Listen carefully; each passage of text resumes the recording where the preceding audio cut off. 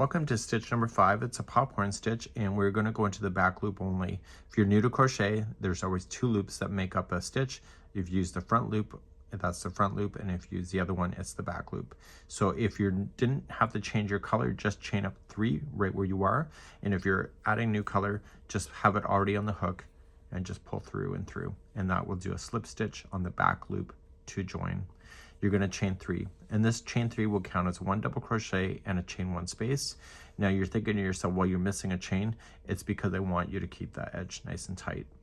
So what we're going to do is we're going to do a popcorn in the second stitch away. So we're going to skip the next one and a popcorn into the next. So when you do a popcorn, you're going to use the back loop only. Okay, so all the way across, and you're going to put in a total of 4 double crochets into that same back loop. So we have 1, 2, 3, and 4. Release it and come to the beginning one of the grouping of 4 from front to back, put the loop on, and then chain 2. And this will pop out towards you. So pop goes the weasel. So skip 1 and then popcorn the second one, and it's in the back loop only for this row.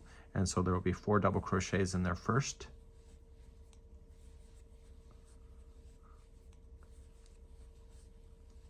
Release it, go to the first one of the grouping of 4, pull through, and then chain 2.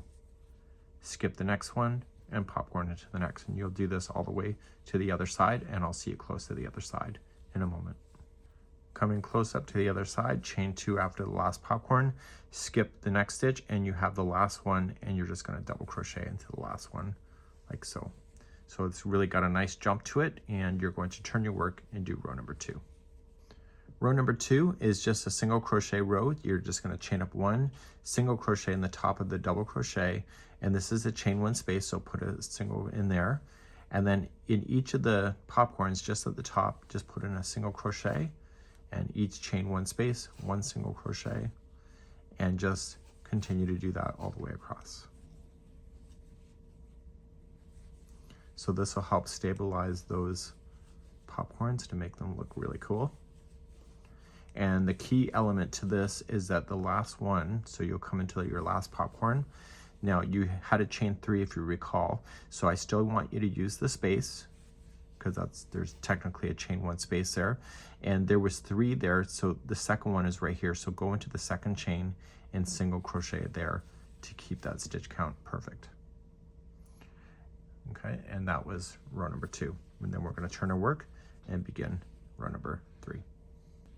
Row number 3 is the same as number 1, just without the back loops. So you're going to chain 3, and then you're skipping 1 and then popcorn into the next. So we have the 4 double crochet that make up the popcorn.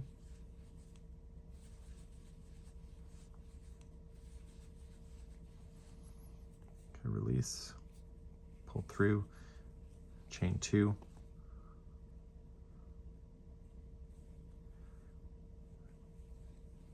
Okay, skip 1 and go to the next and do a popcorn. So 4 double crochet.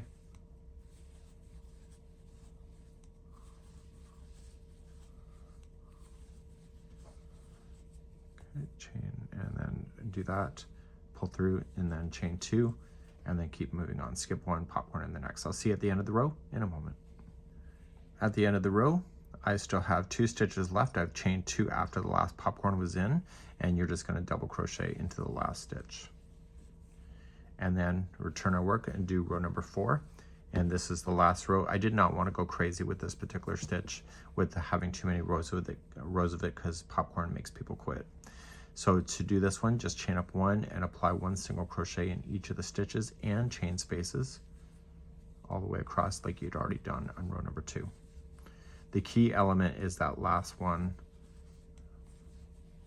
So I did try to do a chain 4, just so that you know, to start that, but it created such a big ugly gap that I just couldn't stand it. So that's why I changed it back to a chain 3 to start.